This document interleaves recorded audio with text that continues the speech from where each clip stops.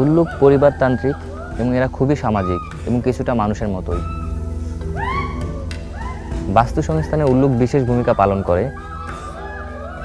ছোটকালে আমরা বিশ্রাম নিতে চাইনি, লুকিয়ে লুকিয়ে খেলতে চলে গিয়েছি। উল্লুকের ক্ষেত্রে ব্যাপারটাও ওরকম।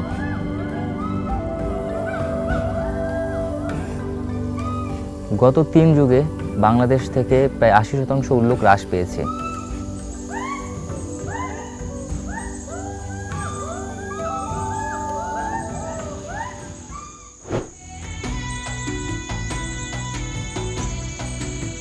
বাংলাদেশে 10 প্রজাতির বানর গোত্রীয় প্রাণী রয়েছে।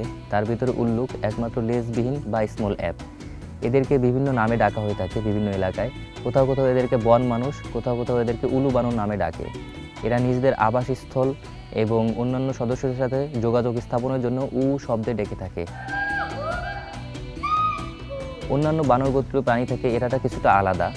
যেমন যেখানে অন্যান্য বানর একটা দলভুক্ত, সেখানে এরা একটা পরিবার গঠন করে থাকে, যে পরিবারে একজন পিতা, একজন মাতা এবং তার সন্তানরা বসবাস করে।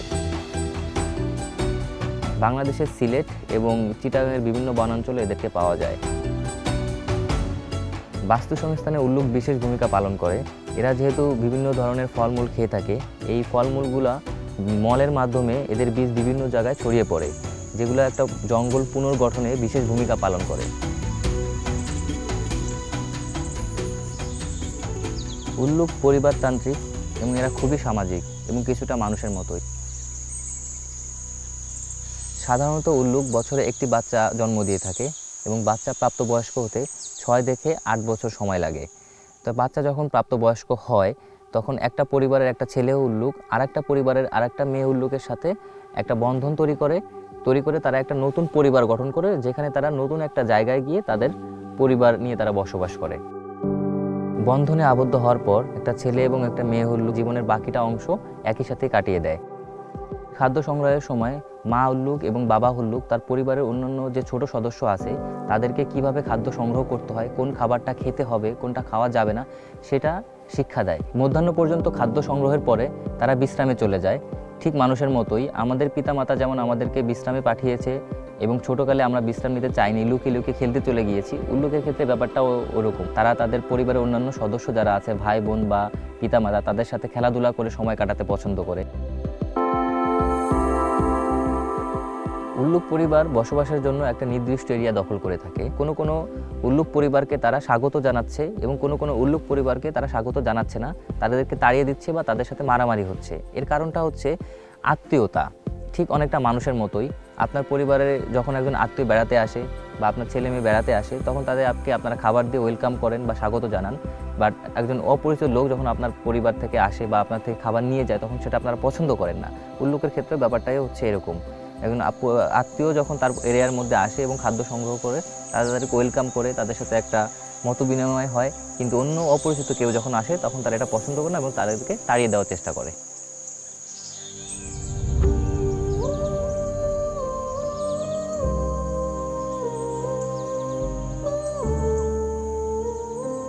(2019 ও 20 সালে উল্লুক গিবন নিয়ে বাংলাদেশের 22টি বনে আমরা গবেষণা কার্য পরিচালনা করি।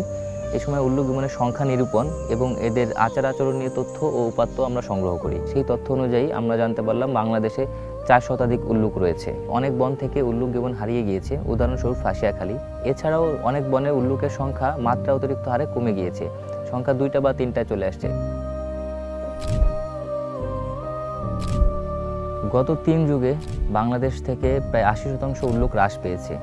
এই ব্যাপক হারে উল্লুক যে কমে যাচ্ছে, এর পিছনে রয়েছে নানাবিধ মানবসৃষ্ট কারণ। বন ধ্বংস করা, একই ধরনের গাছ লাগানো বা মনোকালচার প্লান্টেশন, সামাজিক বনায়ন, উল্লুককে খাবারের উদ্দেশ্যে ধরা এবং উল্লুকের পাচার, এগুলো হচ্ছে বিশেষ কারণ। এছাড়াও বনের ভিতর দিয়ে রাস্তা এবং রেল লাইন তৈরি করার ফলে গাছের যে কানেকশন বা সংযোগ সেগুলো নষ্ট হচ্ছে এবং উল্লুক বাধ্য হচ্ছে নিচে নামতে, এবং যখন তারা নিচে নেমে রাস্তা পার হয় তখন তারা অনেক সময় গাড়ি চাপায় মারা পড়ছে। এর পাশাপাশি বনের ভিতরে পান চাষ এবং ধান চাষের কারণে উল্লুক গিবনের যে আবাসস্থল সেগুলো নষ্ট হচ্ছে।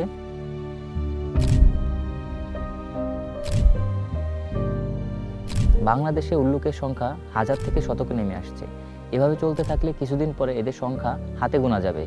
এখনই সময় তড়িৎ গতিতে দীর্ঘমেয়াদী উদ্যোগ গ্রহণ করা। এদেরকে বাঁচাতে শক্ত হাতে পাচার বন্ধ করতে হবে, বন সৃজনে ভূমিকা রাখতে হবে বন সংরক্ষণ করার জন্য, এবং একই সাথে বন্যপ্রাণীর সাথে মানুষের সহাবস্থানকে নিশ্চিত করতে হবে।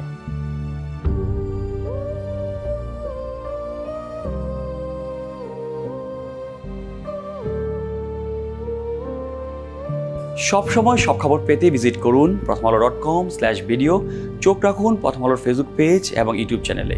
থাকুন ভালোর সাথে, আলোর পথে।